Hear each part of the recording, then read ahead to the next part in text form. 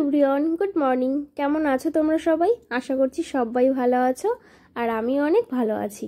তো দেখো, সকালবেলা ঘুম থেকে উঠেই আমি আমার ব্লগটা স্টার্ট করে দিয়েছি। আর ঘুম থেকে উঠেই দেখছি এরকম কুয়াশা, চারিদিক কেমন অন্ধকার হয়ে আছে। তো ভাবলাম তোমাদের সঙ্গে একটু শেয়ার করি। তো আজ আবার বৃষ্টি হওয়ার কথা আছে, জানো তো। তো চলো এবার আমি আমার কাজগুলো সেরে নিই। তো দেখো, এখানে আমি কিছু সবজি নিয়ে বসে পড়েছি কাটার জন্য। আর এদিকে বাজার থেকে ভাই নিয়ে এসেছে বাদবাকি এই সবজিগুলো, আরও নিয়ে এসেছে মাছ। তো চলো দেখি কি মাছ নিয়ে এসেছে। আজ আবার বরমশাই বলেছে একটু দই কাতলা করতে। তো ভাই দেখি বাজার থেকে কাতলা মাছই নিয়ে এসছে। আর এখন দেখো, আমি মাছগুলোকে পরিষ্কার করে লবণ হলুদ মাখিয়ে রেখে দিয়েছি। আর এদিকে আমি স্নান করে বাইরে এসে দেখছি মেঘ মেঘ করেছে, আর রোদ তো একদমই ওঠেনি। সকাল থেকেই আজকে রোদের দেখা নেই। দাঁড়াও, তোমরাও দেখো কেমন দেখতে লাগছে। এই যে দেখো, এখন কে বলবে বলো যে এখন 12টা সাড়ে 12টা বাজে? দেখে মনে হচ্ছে সবে সকাল হয়েছে, তাই না? আর এদিকে দেখো, মা এখানে রান্না বসিয়ে দিয়েছে। এখানে ভাত হচ্ছে, আর এখানে সমস্ত সবজি দিয়ে একটা তরকারি হচ্ছে। দাঁড়াও তোমাদের দেখাই। এই দেখো, সমস্ত সবজি দিয়ে একটা তরকারি হচ্ছে। আর এখন আমি করব দই কাতলা। তো কড়াইতে দেখো আমি তেল দিয়ে দিয়েছি, আর এখন একে একে আমি মাছগুলোকে ভেজে নেব। তো আমি না এই ফার্স্ট টাইম করছি দই কাতলা।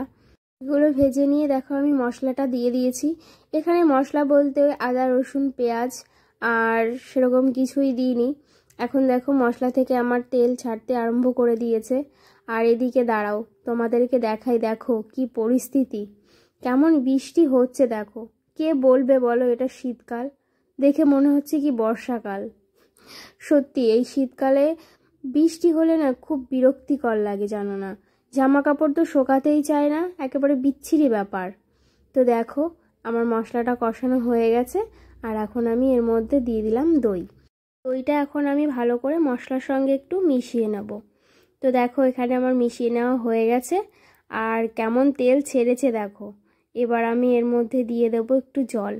আজকে ভেবেছি একটু গ্রেভি করব, বেশি ঝোল করব না। জলটা দিয়ে আমি কিছুক্ষণ ফুটিয়ে এখন দেখো একে একে আমি মাছগুলোকে দিয়ে দিচ্ছি। আর কি বলো তো, যে কোনো তরকারির একটু লালচে লালচে কালার হলে আমার কিন্তু ভীষণই ভালো লাগে, মানে খাওয়ার থেকে দেখতেই বেশি পছন্দ হয়। তো এখন দেখো আমার মাছের ঝোল প্রায় কমপ্লিট। তো দুপুরে এইটা দিয়েই খাওয়া দাওয়া হয়েছে, আর খেতে কিন্তু বেশ লেগেছে, মানে দারুণ লেগেছে, আমার তো ভীষণ ভালো লেগেছে। আর সন্ধ্যাবেলায় দেখো বরমশাই আর আমি একটু চা খেয়ে নিলাম। আবার শুরু হয়ে গেল রাতের পর্ব। এখানে দেখো কাজু আর কিশমিশকে আমি একটু ভিজিয়ে রেখেছি, আর এদিকে আছে একটা আমুলের দুধের প্যাকেট, আর এখানে আছে চাল, মানে আতপ চাল। আর এদিকে দেখো মা দুধটা জাল দিতে বসিয়ে দিয়েছে। এখানে হচ্ছে প্রায় 2.5 কিলো দুধ আছে। আর এখানে আছে খেজুরের গুড়। হ্যাঁ, তোমরা ঠিকই ধরেছ, এখন রান্না হবে পায়েস বা মিষ্টান্ন, তোমরা যে যেটাই বলো না কেন। তো কি বলো তো, বরমশাই না খেতে চেয়েছে খেজুরের গুড়ের পায়েস। তো মা সেই জন্য এখন সেটাই করছে। আর আমি না সত্যি কথা বলতে আমি কোনো দিনও পায়েস রান্না করিনি। তো সেজন্য মাকে বললাম তুমিই করো, আমি হয়তো তোমার মতো ভালো করতে পারবো না। তো সেই জন্য মাই রান্না করছে।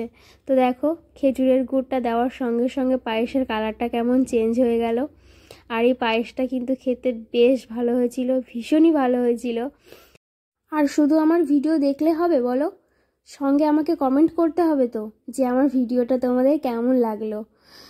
তো আমার ভিডিওটা ভালো লাগলে একটা লাইক করে চ্যানেলটাকে সাবস্ক্রাইব করে দিও। রাতে আমরা এটাই খেয়েছি, রুটি আর পায়েস। এই সঙ্গে আমি আমার ব্লগটাও শেষ করছি। দেখা হবে পরের ব্লগে। ততক্ষণে তোমরা ভালো থেকো, সুস্থ থেকো। টাটা।